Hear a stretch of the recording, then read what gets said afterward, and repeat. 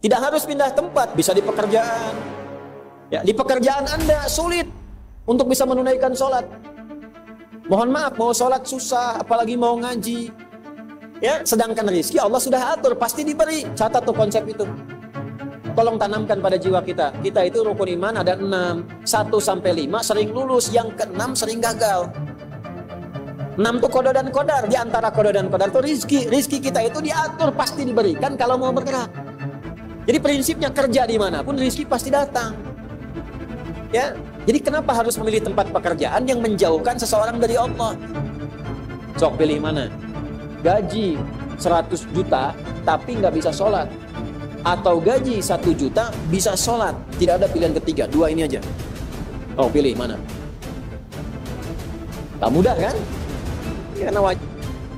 Datanglah seorang laki-laki menjumpai Nabi Muhammad SAW. Dia berkata, akhbirni anil iman.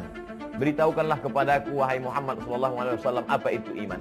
Lalu Nabi menjawab, antu'mina billah, wa beriman kepada Allah, wa malaikatihi, kepada malaikatnya, wa kutubihi, kitab-kitabnya, wa rusulihi, rasul-rasulnya, wal yaumil akhir, hari kiamat, wa bil qadari khairihi wa syarrihi, takdir baik dan takdir buruk. Jadi misalnya sampai ngerti qada qadar itu adalah keputusannya Allah yang maha tinggi, yang dia mengetahui segala nasib kita. Jadi Allah itu pirsa kita itu ahli jannah apa ahli nar. Wes tok kono tok. Lah kowe mulai sumpet, oh nang jebule aku sing kebagian ahli nar. Mane kabeh ilmu tasawuf iku mesti pegangane ala dzikrillah tatmainnul qulub. Sing mari anteng kowe nak bakas tok Allah tok. Iku Allah pirsa nasibe kita. Jadi walah hasil manusa nganti janggal mek qada qadar mergo ndelok awake iku penting. Ning umpama dhekne ndelok posisi Allah si qada qadar iku ibaratun an ilmillah ta'ala bil azal ning nasibe semua kawula. Jadi ada bahasan qada dan qadar, iman, rukun iman kita yang ke-6. Kalau qada itu keputusannya Allah, kalau qadar kapasitasnya, gitu kan? Jadi Allah SWT menciptakan semuanya, semua ini dengan qadanya Allah, keputusannya Allah, dan Allah berikan setiap qada ada kadarnya, ada kapasitas, gitu kan? Allah ciptakan lapar, ada kapasitasnya itu supaya laparnya bisa hilang, makan nasi sepiring, udah itu kadar namanya. Orang capek, qada, keputusan Allah, ada kadarnya untuk menghilangkan capek itu. Semua punya qada dan qadar. Itu rukun iman kita. Ketika kita berkata, ya Allah, aku belum siap kehilangan, kita akan menganggap sesuatu itu hilang karena kita merasa pernah memiliki. Hal yang harus diimani oleh kita adalah qada dan qadar. Apapun yang menjadi ketentuan dari Allah, kita harus ridha. Semua yang kita miliki termasuk diri ini akan hilang, cepat atau lambat. Allah katakan dalam suratul Baqarah ayat 286, Allah tidak akan membebani kamu satu kehilangan kecuali kamu pasti siap untuk menerima. Soal siap atau tidak siap kehilangan sesuatu itu ada pada kita, yaitu bagaimana manajemen kita dalam memegang amanah.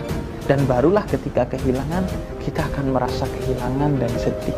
Padahal ketika kita memiliki, kita tidak pernah bergembira dengannya dan memegang dengan penuh amanah itu. Hidup berat yang sedang kita jalani itu adalah takdir baik yang Allah tetapkan buat kita. Karena takdir Allah terlalu baik untuk kita curigai. Berbaik sangka kepada Allah bahwa takdirnya tidak pernah keliru walau sejengkal. Allah menetapkan takdir terbaik untuk setiap hamba-hambanya. Barakallahu fiik. Ada takdir. Yang saya maksudkan kemarin qadar. Qadar itu ketetapan yang telah diberikan oleh Allah sebelum kita terlahir ke muka bumi ini, ya, dan tidak bisa diintervensi, tidak akan berubah sampai kita wafat.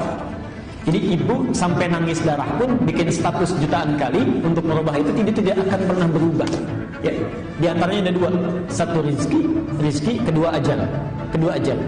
Sedangkan takdir adalah ketetapan Allah yang dikukuhkan atas ikhtiar makhluk.